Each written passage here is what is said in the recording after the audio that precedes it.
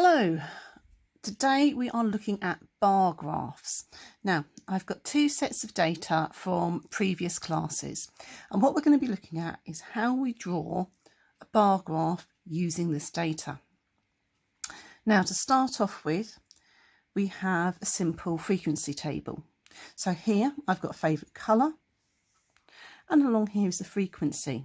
Now remember, the frequency is how much of this data is per each group, okay? And essentially the bar graph is the way of taking this table here and turning it into a graphical representation. To start, we need two axes. We have the y-axis here and the x-axis here. The y is always what we're measuring, so in this case it's the frequency. And along the bottom is what groupings we've got. Now, with bar graphs, the groupings need to be in distinct groups, okay? The data doesn't flow. It doesn't matter what order I put this in. The main thing is each is in distinct groups. And when we set it up, we need to make sure that each of these is a distinct bar. Now, as you can see from the table, some boxes are larger than others. And in a frequency table, it doesn't matter too much. However, in a bar graph, you've got to make sure that you get the bars of equal length. 1, 2, 3, 4, 5 bars I'm going to need. Likewise, because this is discrete data and it doesn't matter which order we put these in, we've also got to make sure that we leave a gap. So when I'm setting this up, I'm leaving a small gap between each bar. Oops, no, I've done that wrong. 1, 2, 3, gap there. I can change that. Okay, double check. 1, 2, 3, 4. 1, 2, 3, 4, 5. I've done one too many. Oops. So when I'm putting this data in, I'm going to turn the page round just to make it easier to write it in. Red,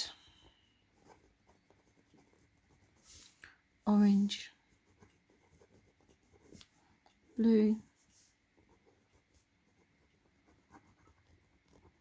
rainbow, and black. As I say, I don't need that last one, but you can see how I've got bar, gap, bar, gap, bar, gap. Likewise, I also need to make sure that I have a title for this axis here. So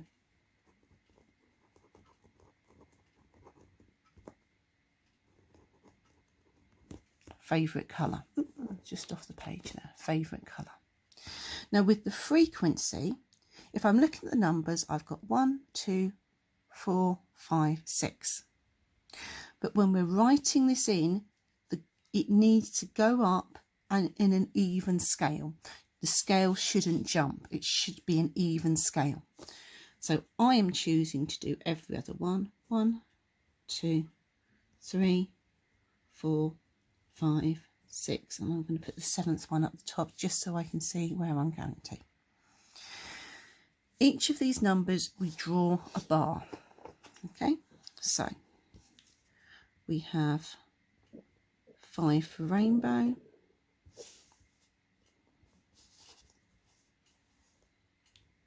2 for orange,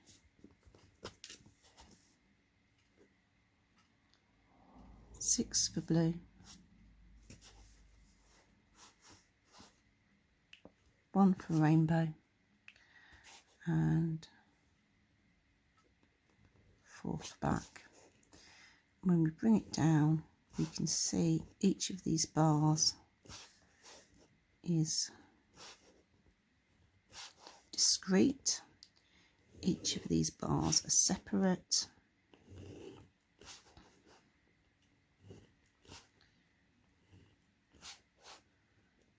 Each of these bars are clearly shown. Now it is also worth noting, because I'm filming this, I'm just using standard black ink.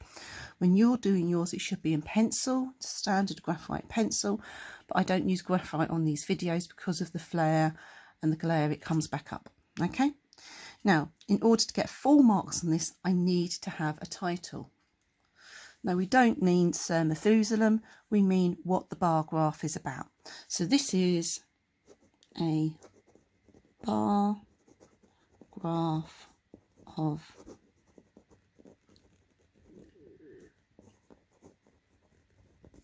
favourite colours. So just to recap, the bars are titled even gaps and even spaces. So even length bars and even spaces. We have a title here, the title up here, and again it goes up in an even pattern. The bars are drawn accurately and the title is there. Okay, now like I said before, pause the video, write down whatever notes you need. When you're ready, here is your data you're doing, and you are doing this for shoe size. Now, although this is numeric, when you can clearly see here, we don't have anybody from the previous class who was a size 6.5. We keep the bars with gaps. We do not put the bars together because the data is discrete. Pause the video and then check back in to compare your bar graph to my bar graph. Okay, let's compare your bar graph to these bar graphs. Okay, so first of all, you should have frequency. You should have the number of pupils with this shoe size up the side, with clear gaps and an even scale. So as you can see, I've left 2 gaps, 1, 2 gaps, 2, 3, 4, 5. When I look at the shoe size at the bottom here, I've clearly labelled each one. Now this time the bars are only 1 square wide. If I'd tried to do the 2, it'd have gone off the page. So always pick the correct scale for your paper. If you want to turn the page round when you're doing this, of course you can. Okay, no problems there. Again, the numbers here correspond to here. When we check the bars, we can see